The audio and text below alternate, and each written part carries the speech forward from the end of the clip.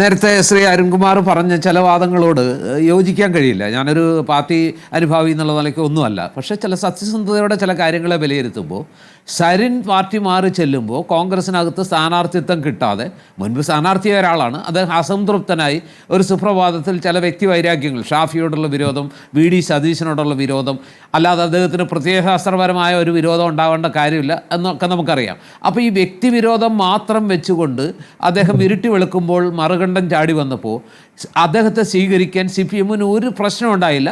അതിനൊരു പ്രത്യയശാസ്ത്രവും തടസ്സമായില്ല. അദ്ദേഹത്തിൻ്റെ മുൻകാല ചെയ്തികളോ അദ്ദേഹത്തിൻ്റെ വിമർശനങ്ങളോ അദ്ദേഹത്തിൻ്റെ സോഷ്യൽ മീഡിയ പോസ്റ്റുകളോ ഒന്നും തടസ്സമായില്ല. മറിച്ച് സന്ദീപ് വാര്യർ കോൺഗ്രസ്സിലേക്ക് വന്നപ്പോൾ, ആ സന്ദീപ് വാര്യരുടെ കാര്യത്തിലും പാർട്ടി പറഞ്ഞതാണ്, അദ്ദേഹം ക്രിസ്റ്റൽ ക്ലാരിറ്റിയുള്ള ഒരു സഖാവാകും, കാലാന്തരത്തിൽ അദ്ദേഹത്തെ ഞങ്ങൾ സ്വാഗതം ചെയ്യും, അദ്ദേഹം നിലപാട് മാറ്റി, നിലപാടൊക്കെ മാറ്റി തന്നെയാണ് നിലപാട് ഏറ്റു പറഞ്ഞുകൊണ്ട് അദ്ദേഹം പറഞ്ഞു, ഞാൻ പഴയ തെറ്റുകൾ ആവർത്തിക്കില്ല, ഞാൻ എൻ്റെ നിലപാട് മാറ്റുന്നു എന്ന് പറഞ്ഞുകൊണ്ട് കോൺഗ്രസ്സിലേക്ക് വന്നപ്പോൾ അത് ലോകത്തിലെ ഏറ്റവും വലിയ അപരാധമാണ്. CPM-ന് ആരെയും സ്വീകരിക്കാം, കോൺഗ്രസ്സിനോ UDF-നോ ആരെയും സ്വീകരിക്കാൻ പാടില്ല. അങ്ങനെ സ്വീകരിച്ചാൽ ഞങ്ങൾ ഏത് തറപ്പണിയും ചെയ്യും. അല്ലെങ്കിൽ കേരളത്തിൽ CPM-ൻ്റെ സ്റ്റേച്ചറുള്ളൊരു പാർട്ടി, ഇത്ര അന്തസ്സുള്ളൊരു പാർട്ടി, ഇത്ര ഇടതുപക്ഷ മനസ്സുള്ളൊരു പാർട്ടി, അങ്ങനെ കേരളത്തിലെ ലക്ഷോപലക്ഷം മതനിരപേക്ഷ വിശ്വാസികൾ ഈ വിശ്വാസം അർപ്പിച്ചിരിക്കുന്ന ഒരു പാർട്ടി 10 വോട്ടിന് വേണ്ടിയിട്ട് ഏറ്റവും എന്താ പറയുക, മുസ്ലിം വിശ്വാസികളുടെ മനസ്സിലേക്ക് അത് അടിച്ചു കയറ്റാൻ 2 മുസ്ലിം പത്രങ്ങളിൽ അങ്ങനെ ഒരു പരസ്യം കൊടുക്കുമോ? ആരെങ്കിലും കേരളത്തിൽ അതിനു മുമ്പ് ആ പണി ചെയ്തിട്ടുണ്ടോ? ഒന്ന് ആലോചിച്ച് നോക്ക്. ഇനിയെങ്കിലും അത്തരം കാര്യങ്ങൾ ചെയ്തുകൊണ്ട് പാർട്ടിക്ക് എന്താ ഗുണം കിട്ടുന്നത്? ഉള്ള വിശ്വാസ്യത തകരുന്നു. എന്തിനും തയ്യാറാകുന്ന ഒരു പാർട്ടിയാണത്. വോട്ടിന് വേണ്ടി എന്നുള്ളൊരു ചിന്തയല്ലേ വളരുന്നത്. നിരാശയുണ്ട്. CPM പോലുള്ളൊരു പാർട്ടി. എന്നാൽ ഈ 4 പത്രങ്ങളിലും ഹിന്ദുവിലൊക്കെ അതുകൊണ്ട് ചെന്നാൽ ചിലവാകില്ല. അതിൻ്റെ വായനക്കാരെ ക്ലാസ് റീഡേഴ്സാണ്.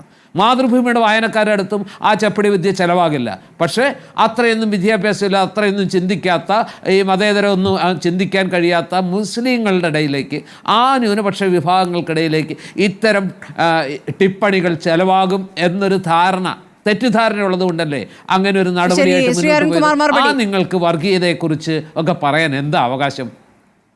എന്താ അവകാശമുള്ളത്?